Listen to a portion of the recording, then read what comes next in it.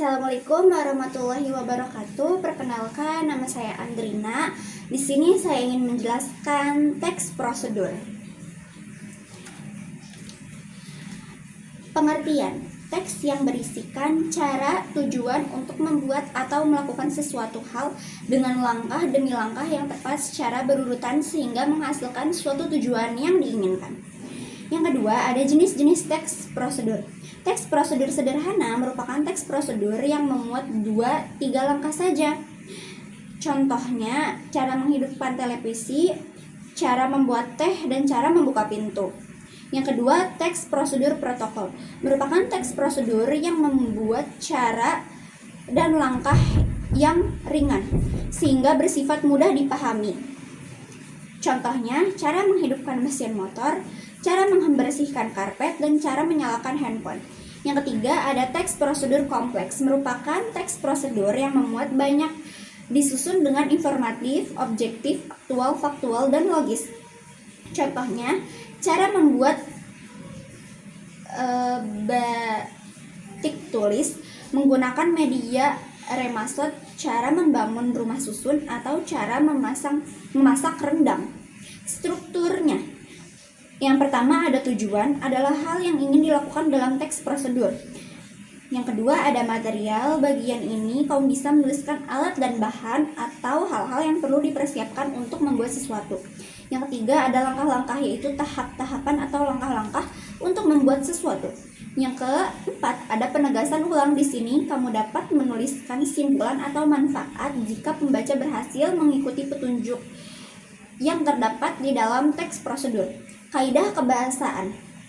Yang pertama, ada kalimat. Ada 3 kategori kalimat yang bisa kamu temukan dalam teks prosedur. Yang pertama, kalimat imperatif adalah kalimat yang menggunakan perintah atau larangan untuk melakukan sesuatu. Contohnya, hati-hati saat menggoreng risol. Yang kedua, ada kalimat deklaratif.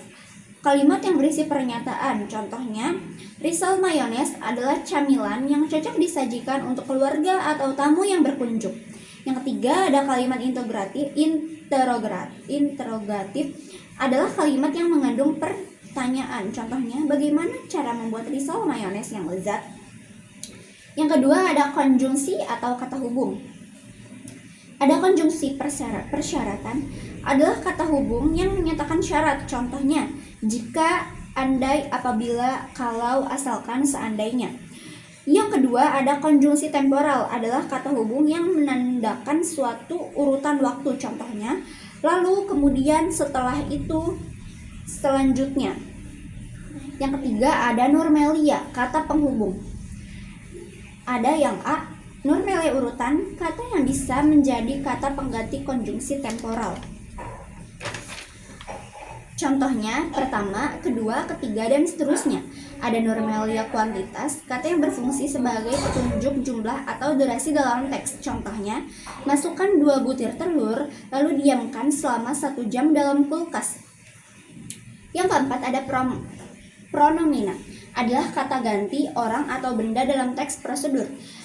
Yang pertama, ada pronomina petunjuk, biasanya mengandung kata ini, itu, atau tersebut. Contohnya, aduk adonan tersebut hingga mengental. Yang kedua, ada pronomina persona, biasanya mengandung kata Anda, saya, kamu, kita, dan kalian. Contohnya, tambahkan saus sambal sesuai dengan selera Anda.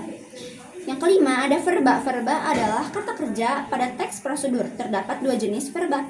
Yang pertama, verba material. Verba material mengacu pada tindakan fisik. Contohnya, menggoreng, mengaduk, mengiris, dan sebagainya. Yang kedua, ada verba tingkah laku. Kata yang ditunjukkan lewat ungkapan yang tingkah lakunya tidak bisa dilihat dengan kasat mata. Contohnya, memahami, berpikir. Nomor 6, ada cara membuat teks prosedur. Yang pertama, menentukan judul.